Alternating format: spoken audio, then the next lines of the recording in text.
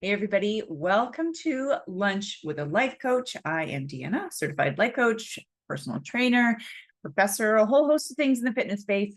And today I want to chat with you about imposter syndrome and offer 2 points of view, if this is something that you struggle with, to quickly define, right? That imposter syndrome. Who has ever, put your hand up if you have ever dealt with imposter syndrome, meaning you're about to take on a new challenge, step into a new role, maybe step into a new job, try a new hobby, and you've heard in your mind, who am I to think that I can do this job, this challenge, take on this hobby? Have you felt that? I think so many of us have. So there's two things I want you really to think about. One is it true? Is the reason that we might be feeling like an imposter or have that self-doubt, is there some truth behind it? So what I mean is, maybe you think, I am, let's say I'm a personal trainer. I am a personal trainer. But let's say you have a professional role in some way, shape, or form, and you have been asked. So here's a fitness example. I have been asked to design a nutrition plan, a diet plan for somebody. I would have imposter syndrome, and not just that, but a few other things. And you know why? Because that is completely legitimate that I would have imposter syndrome, because I am an imposter in that particular situation. I am not a registered dietitian. I am a personal trainer. The scope of practice with my certification does not include designing nutrition plans. So sometimes there can be some truth to that, especially in some kind of professional role. Maybe we're stepping outside of our scope of practice. That's the first thing that I want you to think about. That could be 100% true in that case, that it's not the right decision to be making. Because often I hear, oh, you just got to get over it. You just got to get through it. You've got to just deal with it. You know what? Wait a minute. Maybe it's there because it's really legitimate. And we actually should be turning away from that particular thing, right? Now, in another example, let's say you are in your profession, you are giving some kind of presentation. So whatever that may be for you, you're about to get on stage or stand up in front of your team in a meeting room. And you're thinking, oh my goodness, why did I, out of all these 20 people here, why was I picked? Why am I doing this? Who am I to think? So now I want you to think about two things. One, are you truly prepared? Have you done the work? Have you prepared the things? Have you gathered the research? Do you have the evidence to educate this team? Because maybe in the back of your mind, imposter syndrome is popping up because we didn't quite do all the things we know we should have done. We didn't quite prepare as much as we should have. Then the other side of the coin, I want us to say, you know what? We all have self-doubt. So if you are in your lane, so to speak, you're sticking with your scope of practice. I'm not saying don't challenge yourself. That's not what I mean. But we're not, if I was a certified first aider, it is not appropriate for me to be stepping into prescribing medication or, doing some kind of clinical intervention outside of my scope of practice. Yes, I would feel like an imposter because it's not right. Okay. Second, have you prepared? Have you prepared, done things, right? And then that brings us to the third point, that self-doubt that we all have. And I do not care who you are, whether that be, I don't know, who do you think of when you think of somebody famous who's really great at presenting, public speaking, acting, singing, dancing, who comes to mind? Is it an athlete? Whoever that is for you, that person also feels self-doubt in some way, shape, or form. And honestly, that is something that has, I have through my career and my life thought, what am I doing? Like, who am I to be doing the thing? Well, I know I've done the work. I stay within my scope of practice regularly when I'm working and, living. Everybody deals with that. Everybody feels like this. Oprah feels like that from time to time, I'm sure. Dwayne Johnson feels like that, or whoever is Tom Brady. I don't know. So everybody feels like that.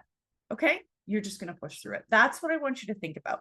1, scope of practice. 2, are you ready? 3, it is the self-doubt that everybody deals with, and you're going to do it anyway.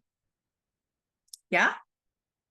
Now, who out there is saying, oh my goodness, I'm going to just do it anyway? Like, how would I do that? This brings us to the second piece, which is dealing with that self-doubt that is part of imposter syndrome when you're ready and all the things.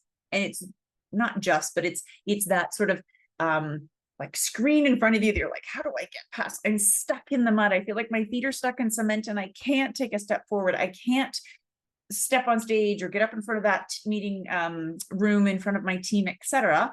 Well, now what do I do? So some of the things I want you to think about, what's the worst thing that's going to happen? Here's a couple strategies. Okay. What's the worst thing that's going to happen? All right, I'm going to get up. I'm going to give that presentation. I'm prepared, so I might be nervous. My voice might sound a little bit funny at first, but I know what I'm doing. Like, you know what you're doing. You're speaking in the area of your expertise. You've done the work. What's the worst thing that's going to happen? Okay. Second, because again, if you've kind of filtered through that you're doing the right thing, right? Yeah, sure, you're nervous. And you know what? I don't think there's anything wrong with sharing that to that team. Oh, haven't been up here in a while, feeling a little bit nervous, and then dive in. Some other things I want you to think about.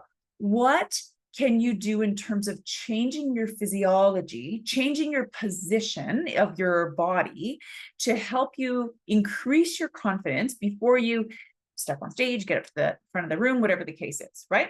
So when we are in a not so powerful position, I don't mean your work, I mean physically, we might have rounded shoulders, we might be lower through the chin, we might be looking down.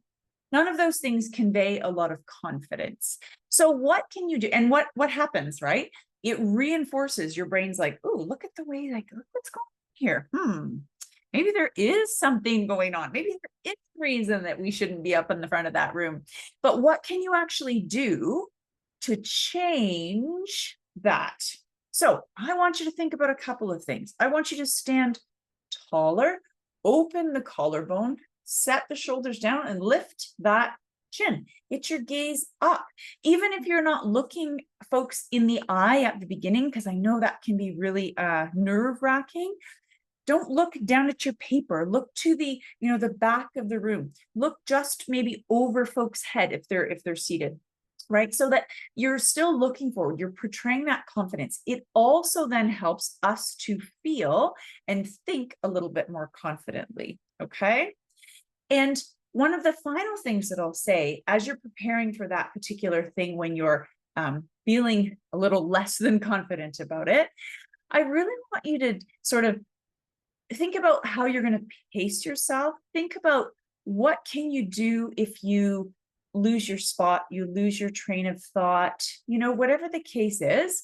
Well, take in a glass of water, right?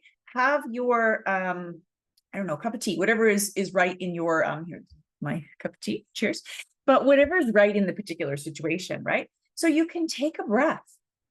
Don't forget, when you're presenting, when you're speaking, people can only listen to so much so fast.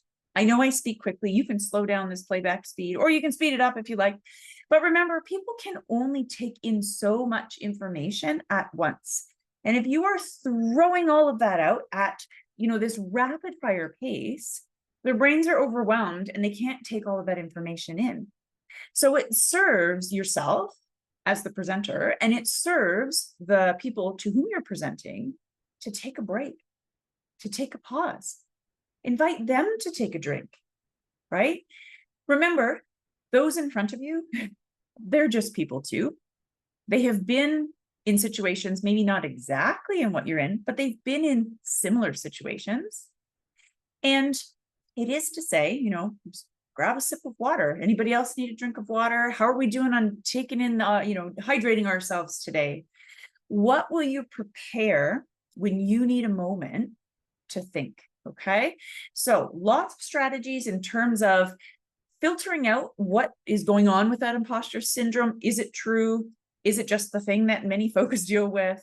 And what do I do about that? And then how do I move forward when I'm feeling a little bit nervous? As always, please feel free to reach out with comments, questions, concerns, topics that you'd like to speak about on Lunch with a Life Coach. You can reach me at Deanna at deannalangfordcoaching.com. And if you have any fitness related questions, don't forget I have another podcast you can check out called Find Your Fit with Deanna. So you can also send some of those fitness questions my way as well. Have a great day. Cheering you on. See you soon.